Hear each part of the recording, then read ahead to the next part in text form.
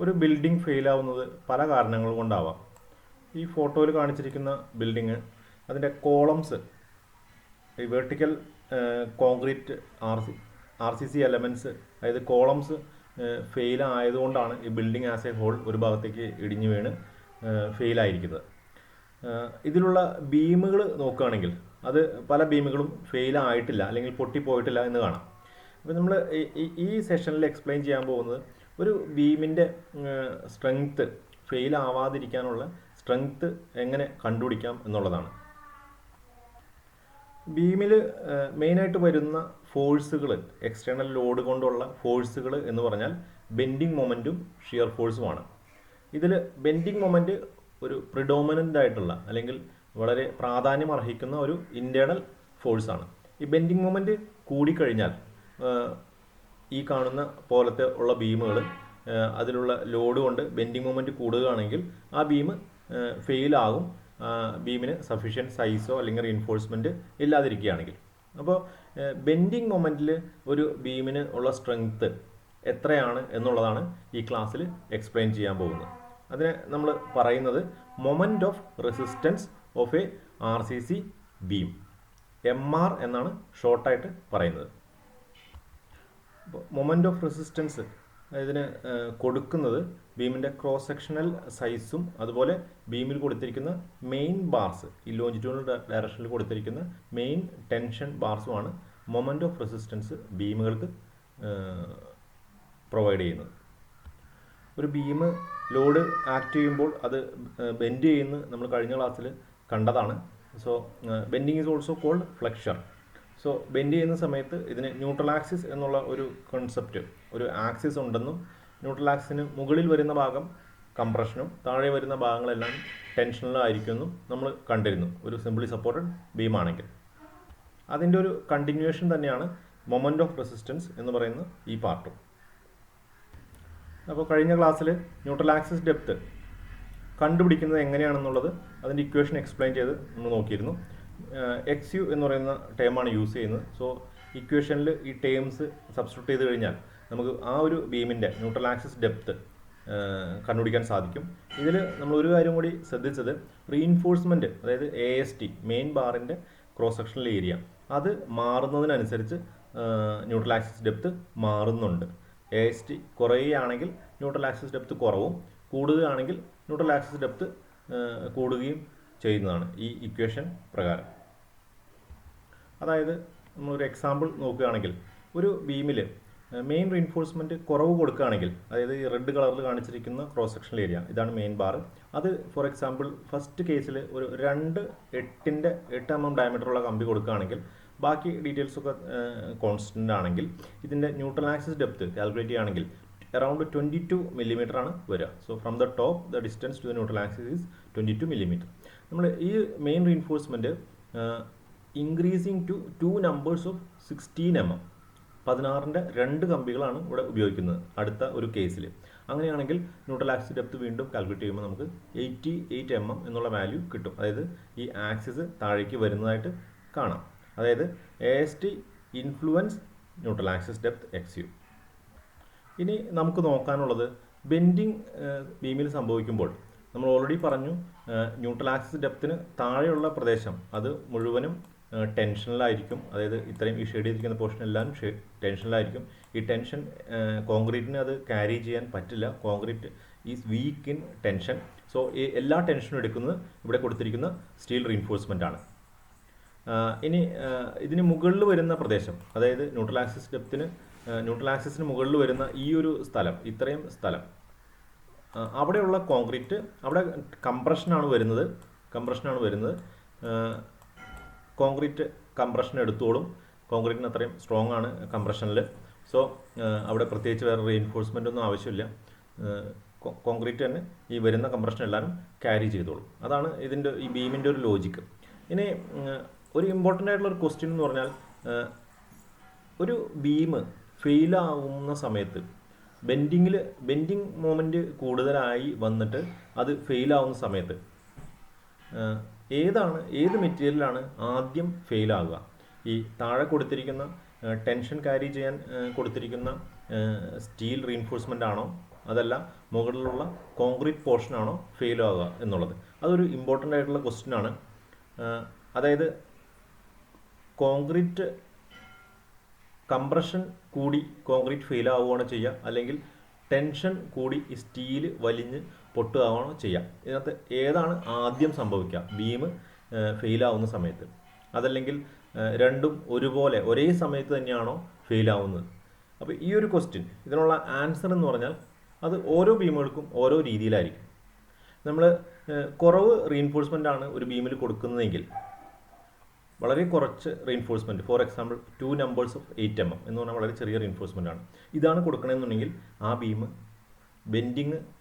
Bending സംഭവിക്കുമ്പോൾ, bending moment കൂടിക്കഴിയുമ്പോൾ ആ beam fail ആവുന്നത് എന്തായാലും റീഇൻഫോഴ്സ്മെൻറ്റ് അതിൽ ടെൻഷൻ വളരെ കൂടുതലായി അത് വലിഞ്ഞ് അത് പൊട്ടുന്ന ഒരു സ്ഥിതിയിലേക്കാണ് വരിക. ആ സമയത്ത് കോൺക്രീറ്റ് ഫെയിൽ ആയിട്ടുണ്ടാവില്ല, കോൺക്രീറ്റിനകത്ത് അധികം കംപ്രസീവ് സ്ട്രെസ് വന്നിട്ടുണ്ടാവില്ല, അതിന് മുൻപ് തന്നെ ഈ ടെൻഷൻ സ്റ്റീൽ വലിഞ്ഞ് പൊട്ടിയിട്ടുണ്ടാവും. ഇനി ചില ബീമുകൾക്ക് നമ്മൾ റീഇൻഫോഴ്സ്മെൻറ്റ് കൂടുതൽ കൊടുക്കുകയാണെങ്കിൽ, അങ്ങനെയുള്ള ബീമുകൾ ഇവിടെ ഫോർ എക്സാമ്പിൾ ഈ താഴെ ഒരു 5 numbers of 20 mm diameter bar, അപ്പോൾ ഈ ടെൻഷൻ സൈഡ് വളരെ സ്ട്രോങ് ആയി. അപ്പോൾ ആ ബീം ലോഡ് ചെയ്യുന്ന സമയത്ത്, ബെൻഡ് ചെയ്യുന്ന സമയത്ത് ഒരിക്കലും ടെൻഷൻ സൈഡ് ഫെയിൽ ആവില്ല, കാരണം അവിടെ റീഇൻഫോഴ്സ്മെൻറ്റ് കൂടുതലുണ്ട്, ന്യൂട്രൽ ആക്സിസ് ഡെപ്ത് കൂടുതലായിരിക്കും അങ്ങനെയുള്ള ബീമിന്. ആ ബീം ഫെയിൽ ആവാനുള്ള ചാൻസ് എന്ന് പറഞ്ഞാൽ കംപ്രസീവ് സ്ട്രെസ് അത് വളരെയധികം കൂടിയിട്ട് ഈ കോൺക്രീറ്റ്, ഈ ന്യൂട്രൽ ആക്സിസ് ഡെപ്തിന് മുകളിലുള്ള കോൺക്രീറ്റ് പോർഷന് ആ ഒരു കംപ്രസീവ് സ്ട്രെസ് എടുക്കാൻ കഴിയാത്തത് മൂലം കംപ്രഷനിൽ കോൺക്രീറ്റ് ഫെയിൽ ആവുന്ന സ്ഥിതിയാണ് ഉണ്ടാവുക. ഇത് വരുന്നത് താരതമ്യേന കൂടുതൽ റീഇൻഫോഴ്സ്മെൻറ്റ് കൊടുക്കുന്ന ബീമുകളിലായിരിക്കും, പ്രത്യേകം ശ്രദ്ധിക്കുക. ഇനി ചില ബീമുകൾക്ക് നമ്മൾ റീഇൻഫോഴ്സ്മെൻറ്റിൻ്റെ ക്വാണ്ടിറ്റി വളരെ പ്രൊപ്പോർഷണലായിട്ട്, കോൺക്രീറ്റിന് പ്രൊപ്പോർഷണലായിട്ടുള്ള ഒരു എമൗണ്ട്, കൂടുതലുമല്ല കുറവുമല്ല എന്നുള്ള രീതിയിൽ റീഇൻഫോഴ്സ്മെൻറ്റ് നമ്മളിവിടെ അറേഞ്ച് ചെയ്ത് വെക്കുകയാണെങ്കിൽ ആ ഒരു പ്രത്യേക ബീമുകളിൽ ഫെയിലിയർ സംഭവിക്കുന്നത് കോൺക്രീറ്റിനും സ്റ്റീലിനും ഒരേ സമയത്തായിരിക്കും. അതായത് രണ്ട് മെറ്റീരിയലിലും അതിൻ്റെ പെർമിസിബിൾ സ്ട്രെസ്സുകൾ റീച്ച് ചെയ്യുന്നത് ഒരേ സമയത്ത് തന്നെയായിരിക്കും. അപ്പോൾ രണ്ടും ഒരുമിച്ച് ബ്രേക്ക് ആവും. സ്റ്റീല് ടെൻഷൻ അധികമായി വന്ന് വലിഞ്ഞ് അതിൻ്റെ മാക്സിമത്തിലെത്തും, അതുപോലെ കോൺക്രീറ്റിനകത്ത് മാക്സിമം കംപ്രസീവ് സ്ട്രെസ് എത്തും ഒരേ സമയം തന്നെ. അപ്പോൾ അങ്ങനെയുള്ള ബീമുകൾ നമ്മൾ പറയുന്നത് ബാലൻസ്ഡ് ബീം സെക്ഷൻസ് എന്നാണ്. Balanced beam section means A beam whose failure happen due to excessive compressive stress in concrete and excessive tensile stress in tension steel at same time. The failure happening simultaneously in both the materials. അങ്ങനെയുള്ള ബീമുകളെയാണ് നമ്മൾ balanced beam sections എന്ന് പറയുന്നത്. Practically അങ്ങനെയുള്ള ഒരു beam section ഉണ്ടാക്കിയെടുക്കുക എന്നുള്ളത് വളരെ ഡിഫിക്കൽട്ടാണ്. കാരണം AST, ഏരിയ ഓഫ് സ്റ്റീൽ, നമുക്ക് കറക്റ്റ് ആ പ്രൊപ്പോർഷനിൽ കൊണ്ടെത്തിക്കുക എന്നുള്ളത്, എക്സാക്റ്റ് ആ ഒരു വാല്യൂവിൽ എത്തിക്കുക എന്നുള്ളത് കുറച്ച് ഡിഫിക്കൽട്ട് ടാസ്ക്കാണ്. സോ പ്രാക്ടിക്കലി എല്ലാ ബീംസും, നമ്മൾ കൺസ്ട്രക്ട് ചെയ്യുന്ന എല്ലാ ബീംസും ഒന്നുകിൽ സ്റ്റീൽ ഫെയിൽ ആവുന്ന സെക്ഷനായിരിക്കും, അല്ലെങ്കിൽ കോൺക്രീറ്റ് ഫെയിൽ ആവുന്ന സെക്ഷനായിരിക്കും. സ്റ്റീൽ ഫെയിൽ ആവുന്ന സെക്ഷനെ നമ്മൾ പറയുന്നത് അണ്ടർ റീഇൻഫോഴ്സ്ഡ് ബീം സെക്ഷൻസ് എന്നാണ്. അതുപോലെ കോൺക്രീറ്റ് ഫെയിൽ ആവുന്ന സെക്ഷൻസിനെ പറയുന്നത് ഓവർ റീഇൻഫോഴ്സ്ഡ് സെക്ഷൻ എന്നാണ്. അതായത് താരതമ്യേന കുറഞ്ഞ റീഇൻഫോഴ്സ്മെൻ്റ് ഉള്ള ബീമുകളായിരിക്കും അണ്ടർ റീഇൻഫോഴ്സ്ഡ്, കൂടുതൽ റീഇൻഫോഴ്സ്മെൻ്റ് ഉള്ള ബീമുകൾ ഓവർ റീഇൻഫോഴ്സ്ഡ് ആയിരിക്കും. അപ്പോൾ ഇതാണ് classification of beam sections based on failure type. Under reinforced ബീമിൽ സ്റ്റീലാണ് ഫെയിൽ ആവുന്നത്, പ്രത്യേകം ശ്രദ്ധിക്കുക. ഓവർ ഇൻഫോഴ്സ് ബീമിൽ കോൺക്രീറ്റ് പോർഷൻ ആയിരിക്കും ആദ്യം ഫെയിൽ ആവുക.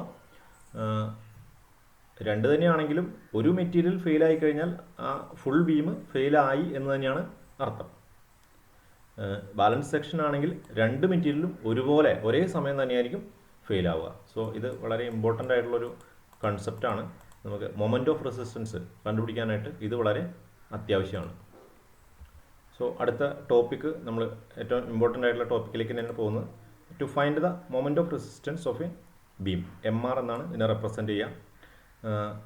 മൊമെൻ്റ് ഓഫ് റെസിസ്റ്റൻസ് എന്ന് പറഞ്ഞാൽ ഒരു ബീമിന് റെസിസ്റ്റ് ചെയ്യാൻ പറ്റുന്ന ബെൻഡിങ് മൊമെൻറ്റിൻ്റെ വാല്യൂവിനെയാണ് MR അഥവാ മൊമെൻ്റ് ഓഫ് റെസിസ്റ്റൻസ് എന്ന് പറയുന്നതുകൊണ്ട് ഉദ്ദേശിക്കുന്നത്. ആ ഒരു ബീം എത്രത്തോളം മൊമെൻറ്റ് റെസിസ്റ്റ് ചെയ്യും, അത് ഫെയിലാവുന്ന സമയത്ത് അതിൻ്റെ മൊമെൻറ്റ് ക്യാരിയിങ് കപ്പാസിറ്റി ഫെയിലാവുന്ന സമയത്ത് അതിനകത്ത് എത്ര ബെൻഡിങ് മൊമെൻ്റ് ഉണ്ട് അതിനെയാണ് ഈ മൊമെൻ്റ് ഓഫ് റെസിസ്റ്റൻസ് അല്ലെങ്കിൽ മൊമെൻറ്റ് ക്യാരിയിങ് കപ്പാസിറ്റി എന്ന് പറയുന്നതുകൊണ്ട് ഉദ്ദേശിക്കുന്നത്. അപ്പോൾ ഓരോ ബീമിനും നമുക്കത് ആ വാല്യൂ കാൽക്കുലേറ്റ് ചെയ്യാൻ സാധിക്കും. നമുക്ക് സേഫായിരിക്കണമെങ്കിൽ ലോഡ് കൊണ്ട് ബീമിൽ വരുന്ന ബെൻഡിങ് മൊമെൻറ്റ് എപ്പോഴും ചെറുതായിരിക്കണം ഈ മൊമെൻറ്റ് ഓഫ് റെസിസ്റ്റൻസിനേക്കാളും. അപ്പോൾ ഒരു ബീമിൻ്റെ മൊമെൻറ്റ് ഓഫ് റെസിസ്റ്റൻസ് കണ്ടുപിടിക്കണമെങ്കിൽ അതിൻ്റെ പ്രോപ്പർട്ടീസ്, അത് ഉണ്ടാക്കിയിരിക്കുന്ന മെറ്റീരിയൽസിൻ്റെ ഡീറ്റെയിൽസ് അറിയാമെന്നുണ്ടെങ്കിൽ ഈസി ആയിട്ട് കണ്ടുപിടിക്കാൻ സാധിക്കും. അപ്പോൾ ഇത് ഒരു 2 ഇക്വേഷൻസാണ് ബേസിക്കലി ഇതിനുള്ളത്. അതിൽ ഒരു ഇക്വേഷൻ എന്ന് പറഞ്ഞാൽ അത് സ്റ്റീൽ ഫെയിലാവുന്ന ബീമുകൾക്ക് അപ്ലിക്കബിൾ ആണ്. അതായത് അണ്ടർ ഇൻഫോഴ്സ് സെക്ഷൻസ് ആണ് സ്റ്റീൽ ഫെയിലാവുന്നത്. അപ്പോൾ അതിൽ ഈ FY/AST എന്ന ടേംസ് ഉള്ള ഇക്വേഷൻ യൂസ് ചെയ്യാം. Equation is MR is equal to 0.87 FY/AST into D minus 0.42 XU. അപ്പോൾ ഇത്രയും പാരാമീറ്റേഴ്സിനെ ഡിപ്പെൻഡ് ചെയ്തിട്ടാണ് മൊമെൻറ്റ് ഓഫ് റെസിസ്റ്റൻസ് ഇരിക്കുന്നത്. അത് MRS എന്നാണ് എഴുതിയിരിക്കുന്നത്. അപ്പോൾ സ്റ്റീൽ ഇത് അണ്ടർ ഇൻഫോഴ്സ് സെക്ഷനാണ് ഈ ഇക്വേഷൻ അപ്ലിക്കബിൾ. അപ്പോൾ നമുക്ക് ഒരു ബീം സെക്ഷൻ തന്നിട്ടുണ്ടെങ്കിൽ അതിൻ്റെ മൊമെൻറ്റ് ഓഫ് റെസിസ്റ്റൻസ് കാണാൻ പറഞ്ഞിട്ടുണ്ടെങ്കിൽ ആദ്യം അത് അണ്ടർ ഇൻഫോഴ്സ്ഡ് ആണോ എന്നുള്ളത് അറിയേണ്ടതുണ്ട്. അങ്ങനെയാണെങ്കിൽ ഈ ഇക്വേഷൻ യൂസ് ചെയ്യാം. ഇനി അതല്ല തന്നിരിക്കുന്ന ബീം ഓവർ ഇൻഫോഴ്സ്ഡ് ബീം ആണെങ്കിൽ നമുക്കറിയാം ഓവർ ഇൻഫോഴ്സ്ഡ് ബീം സെക്ഷൻ ഫെയിൽ ആവുന്നത് കോൺക്രീറ്റിൻ്റെ ഫെയിലിയർ കൊണ്ടാണ്. സോ ഫസ്റ്റ് ഇക്വേഷൻ യൂസ് ചെയ്യുക MRC, കോൺക്രീറ്റിൻ്റെ പ്രോപ്പർട്ടീസ് ഉള്ള FCK B into XU, 0.36 FCK B into XU into D minus 0.42 XU. അപ്പോൾ ഇതിൽ ഈ D മൈനസ് 0.42 XU എന്ന് പറയുന്നത് കോൺസ്റ്റൻ്റ് ആണ് 2 ഇക്വേഷനിലും. അതിനെ നമ്മൾ പറയുന്നത് ലിവറാം ഡിസ്റ്റൻസ് എന്നാണ്. അതൊരു ഡിസ്റ്റൻസ് ആണ്. മൊമെൻ്റ് എന്ന് പറഞ്ഞാൽ ഫോഴ്സ് ഇൻറ്റു ഡിസ്റ്റൻസ്. ഈ ഫസ്റ്റ് പാർട്ട് ഫോഴ്സ് ആണ്, അതായത് സ്ട്രെസ് ഇൻറ്റു ഏരിയ. സെക്കൻഡിലും stress into area. So first part is force, second part is distance. Force into distance is the moment. So അതിൻ്റെ യൂണിറ്റ് എന്ന് പറയുന്നത് ന്യൂട്ടൺ മില്ലിമീറ്റർ എന്നുള്ള യൂണിറ്റിലായിരിക്കും ഇത് വരുന്നത്. അപ്പോൾ തന്നിരിക്കുന്ന ബീം സെക്ഷൻ ഓവർ ഇൻഫോഴ്സ്ഡ് ആണെങ്കിൽ ഫസ്റ്റ് ഇക്വേഷൻ യൂസ് ചെയ്യാം, അണ്ടർ ഇൻഫോഴ്സ്ഡ് ആണെങ്കിൽ സെക്കൻഡ് ഇക്വേഷൻ യൂസ് ചെയ്യാം. ബാലൻസ്ഡ് ബീം ആണെങ്കിൽ അത് 2 ഇക്വേഷൻ വേണമെങ്കിലും യൂസ് ചെയ്യാം. സെയിം ആൻസർ തന്നെയാണ് കിട്ടുക. അപ്പോൾ നമുക്ക് ഫസ്റ്റ് ഒരു ബീം നമുക്ക് കാണുമ്പോൾ അത് ഏത് സെക്ഷനാണെന്നാണ് ആദ്യം ഐഡൻറ്റിഫൈ ചെയ്യേണ്ടത്. അപ്പോൾ അതിന് വേണ്ടിയിട്ട് നമുക്ക് അതിൻ്റെ ആക്ച്വൽ ന്യൂട്രൽ ആക്സിസ് ഡെപ്ത്, ഈ ന്യൂട്രൽ ആക്സിസ് ഡെപ്ത് നമ്മൾ limiting depth of neutral axis ആയിട്ട് കമ്പയർ ചെയ്യണം. ലിമിറ്റിംഗ് ന്യൂട്രൽ ആക്സിസ് ഡെപ്ത് എന്ന് പറഞ്ഞാൽ അത് ബാലൻസ്ഡ് ബീം സെക്ഷൻ്റെ ന്യൂട്രൽ ആക്സിസ് ഡെപ്ത് ആണ്. ഒരു ബാലൻസ്ഡ് ബീം സെക്ഷൻ്റെ neutral axis depth XU limit എന്നാണ് റെപ്രസെൻറ്റ് ചെയ്യുക. അതിന് ഡയറക്റ്റ് ഇക്വേഷൻ ഉണ്ട്. അത് ഗ്രേഡ് ഓഫ് സ്റ്റീൽ അനുസരിച്ച് മാറും. ഇപ്പോൾ ഫോർ എക്സാമ്പിൾ Fe415 സ്റ്റീലാണ് ഗ്രേഡാണ് നമ്മൾ യൂസ് ചെയ്യണമെങ്കിൽ XU ലിമിറ്റിൻ്റെ വാല്യൂ 0.48 D ആയിരിക്കും. ഇത് കോഡിൽ കൊടുത്തിട്ടുള്ള വാല്യൂ ആണത്. സോ നമ്മൾ തന്നിരിക്കുന്ന ഒരു ബീം സെക്ഷൻ അതിൻ്റെ XU ലിമിറ്റ് ആദ്യം കണ്ടുപിടിക്കുന്നു, XU കണ്ടുപിടിക്കുന്നു, രണ്ടും കമ്പയർ ചെയ്യുന്നു. രണ്ടും ഈക്വൽ ആണെങ്കിൽ ആ ബീം ബാലൻസ് സെക്ഷനാണ്. ഇനി XU ചെറുതാണെങ്കിൽ, if XU is less than the reference value XU limit ആണ്, അങ്ങനെയാണെങ്കിൽ അണ്ടർ ഇൻഫോഴ്സ് സെക്ഷനാണ്. XU less than XU limit under reinforce beam. In that case MR moment of resistance equal to MR with respect to steel. ആ ഇക്വേഷനാണ് use ചെയ്യേണ്ടത്. ഇനി XU greater than XU limit എന്ന് പറയുന്ന ബീംസുകൾക്ക് over enforce section ആയിരിക്കും. അത് MR is equal to MRC ആയിരിക്കും. So ആദ്യം ബീമിൻ്റെ ഈ ഒരു 2 വാല്യൂസും കാൽക്കുലേറ്റ് ചെയ്യുക, അത് കമ്പയർ ചെയ്യുക, ടൈപ്പ് ഓഫ് സെക്ഷൻ ഐഡൻറ്റിഫൈ ചെയ്യുക, അതിനുശേഷം റെസ്പെക്റ്റീവ് ഇക്വേഷൻ യൂസ് ചെയ്യുക. ഇതാണ് മൊമെൻറ്റ് ഓഫ് റെസിസ്റ്റൻസ് ഒരു ബീമിൻ്റെ കണ്ടുപിടിക്കാനുള്ള ഓവറോൾ മെത്തേഡ്. സോ ഈ സെഷനിൽ നമ്മൾ എക്സ്പ്ലെയിൻ ചെയ്തത് ന്യൂട്രൽ ആക്സിസ് ഡെപ്ത്, അതിനുള്ള അതെങ്ങനെയാണ് ന്യൂട്രൽ ആക്സിസ് ഡെപ്തിൻ്റെ എങ്ങനെയാണ് AST അനുസരിച്ച് മാറുന്നത് എന്നും type of concrete sections, balanced under reinforced over reinforced sections അത് എങ്ങനെയാണ് കണ്ടുപിടിക്കുന്നത് എന്നുള്ളതും, അതുപോലെ മൊമെൻറ്റ് ഓഫ് റെസിസ്റ്റൻസ് കണ്ടുപിടിക്കാനുള്ള മെത്തേഡ് അല്ലെങ്കിൽ ഇക്വേഷൻ, അതാണ് എക്സ്പ്ലെയിൻ ചെയ്തത്.